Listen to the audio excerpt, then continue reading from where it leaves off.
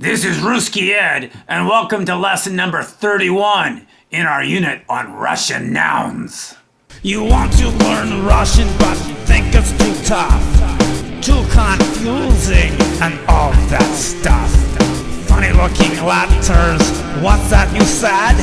It's time to learn Russian with Rusky Ed. In this lesson, we will begin learning the Russian names for the months of the year. We will begin with the winter months. And so our first word in this lesson will be the Russian word for winter, which is zima. Zima, nice and fresh and cool, just like winter. There is no use debating whether or not January and February should be considered to be winter months. The question is, do we consider December and or March to be winter months? Well, first of all, the winter solstice is in December on about the 20th, and the vernal or spring equinox is on the 20th of March, thereabouts anyways. But we do not want to have 4 winter months, we want to have only 3. And since in general December is colder than March, we will include December in our list of winter months. So let us begin with December. The Russian name for December is Dekabr. Dekabr is Russian for December. So of course after December is January. And the Russian word for January is Yanvar. Yanvar. And of course after January is February.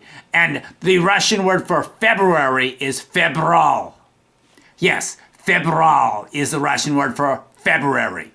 And so we have December, January, February, which would be Dekabr, Yanvar, and Febral. And since we're talking about months of the year, you should know the words for year. We'll save months for another lesson, okay? So don't worry about months yet.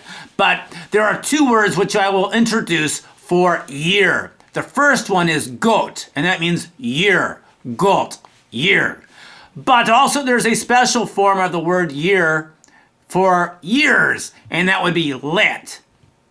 Let for years, got for year. But it's a little bit more complicated than that, but we won't worry about those complications just yet.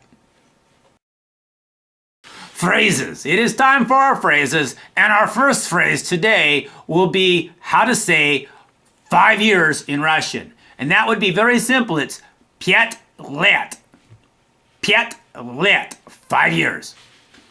Of course, there are many things that happen only once a year, like Christmas, New Year's, your birthday. You can keep on going. You know, the equinoxes, the solstices, all that kind of stuff, once a year. The way to say only once a year in Russian is toko raz v godu. Toko raz v godu.